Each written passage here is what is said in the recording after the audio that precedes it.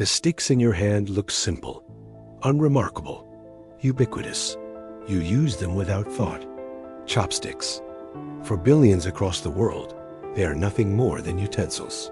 But their history is bled through culture, philosophy, myth, superstition, power, and even death. You already know the object, chopsticks, but you don't know the story. Welcome to ObjectLore. Imagine 5,000 years ago. In ancient China, households were huddled around smoky hearths. Steam curled up from boiling pots. Hands reached cautiously into the heat for morsels of meat and vegetables. Long before chopsticks became dining etiquette, humans needed tools to handle hot food in pots. They used long sticks, primitive tongs, to reach into boiling pots without burning their hands. These were not utensils meant for refined eating. They were tools of necessity in the early kitchen. But over centuries, something profound happened. The way people cooked changed. Rice became a staple. It was cut into tiny bite-sized pieces, not for elegance, but to conserve fuel and speed cooking. Food transformed. Knives on the table were no longer needed. In the corridors of power, a philosophical shift was taking place. Confucius taught that eating should be a peaceful act. What symbolized peace more than avoiding knives at the table? Knives were tools of violence and slaughterhouses. To bring such tools to a family meal was, to Confucian theory, an unharmonious relic of bloodshed. So chopsticks were not merely practical, they were moral. They embodied a philosophy that rejected violence even in the ritual of eating. In their blunt, paired simplicity, they whispered of harmony. But beneath that surface of harmony lay the first shadow in chopstick history. A taboo against knives at the table. Knives belonged in the kitchen. Chopsticks belonged at peace. This philosophical shift helped propel them from cooking implements into utensils of everyday life. As chopsticks spread across Asia to Japan, Korea, Vietnam, their form and meaning shifted. In imperial China, chopsticks were more than tools. They became status symbols. A pair of chopsticks could be decorated with jade, gold, ivory, or bronze, luxury items reserved for royalty and the wealthy. Commoners might use simple wood or bamboo, but the elite wielded ornamented chopsticks as marks of power and privilege. There was a belief, widespread among the nobility, that silver chopsticks could safeguard against poison. The theory was simple. If food were poisoned with deadly substances like arsenic or cyanide, the silver would turn black upon contact. This idea spread through elite circles. But the premise was false. Silver does not reliably blacken in the presence of arsenic or cyanide. Instead, it reacts with sulfur compounds released by foods like garlic, onions, and rotten eggs. Still, the myth endured, and it was dangerous. Wealthy diners who trusted this method could easily be poisoned anyway. The silver might stay lustrous while their health faded. The myth survived because it sounded plausible to people who feared betrayal, court intrigue, and hidden assassins in the banquet hall. This was not just superstition. It was fear embedded in dining etiquette.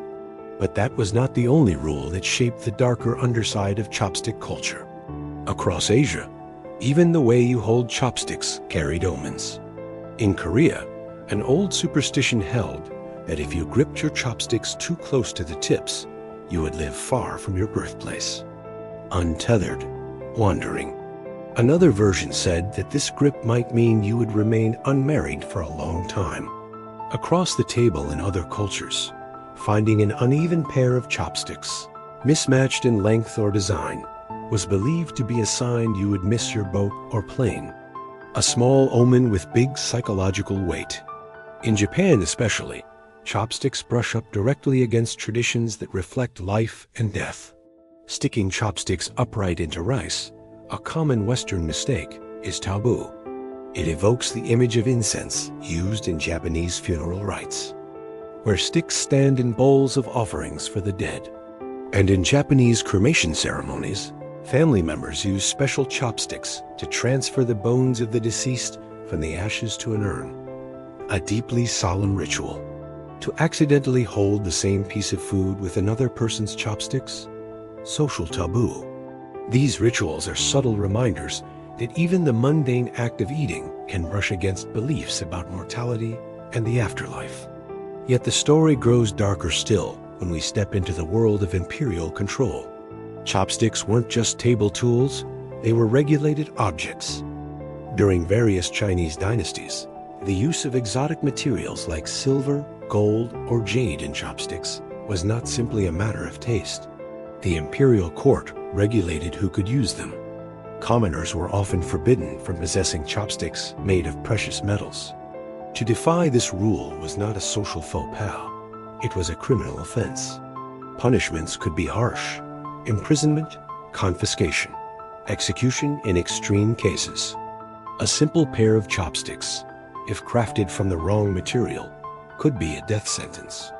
This was a utensil weaponized by class divisions. A small set of sticks that told you who you were and who you were not allowed to be. As societies evolved, so too did the scale of chopstick use. By the 19th century, chopsticks had become symbolic across cultures. In China, Japan, Korea, Vietnam, with unique local variations in length, shape, and decoration. In Japan, after their early religious use, chopsticks evolved into personal eating tools, smaller and more tapered than their Chinese counterparts. Across these cultures, materials varied: silver, wood, bamboo, ivory, gold, even bone and jade. Some sets were kitschy, others priceless. In some eras, a pair of ornate chopsticks was worth more than a peasant's year of harvest. All because an everyday tool carries cultural weight beyond its practical use. But even as chopsticks spread, beliefs about poison persisted. Royal families might have believed silver protected them, but they were often wrong. The myth endured because fear, not science, ruled the banquet hall. The idea of poison at court was real. Royal intrigue was real. But the tool they trusted was not scientifically valid. This reveals a deeper truth. Objects themselves are not powerful. Society's beliefs about them are. And then came a problem whose impact reached billions of people: the modern disposable chopsticks boom. Today, hundreds of millions of pairs are manufactured annually. In China alone, tens of billions of chopsticks are produced every year. And the vast majority are disposable. These are waribashi, single-use wooden chopsticks. They were popularized in Japan in the 19th century, a convenience that spread throughout East Asia, and eventually to fast food takeout culture around the world. But convenience carries a cost. Producing disposable chopsticks consumes tens of millions of trees annually. Estimates suggest numbers so vast they verge on ecological crisis: deforestation, habitat loss, soil erosion, for something as innocuous as eating noodles.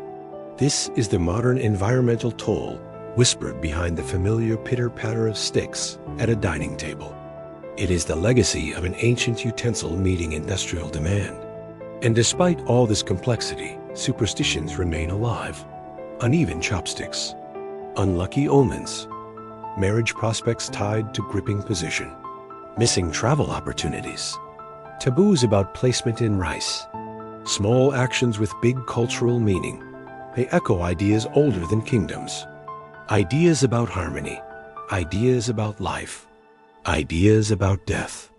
The real story of chopsticks is not about food. It is about philosophy, power, fear, class, belief, and consequence. A bloody origin in kitchens, a philosophical shift away from knives, a dangerous myth about poison detection, imperial class control, cultural superstitions tied to fate and mortality, and a modern environmental crisis caused by convenience. Next time you pick up a pair of chopsticks, pause, look at their shape, consider their history. They are not merely utensils. They are historical objects that shaped thought, culture, and even death. You already know the object, chopsticks. You don't know the story. Every object has a story. Most were forgotten. This was one of them. Welcome to ObjectLore. You already know the object. You don't know the story.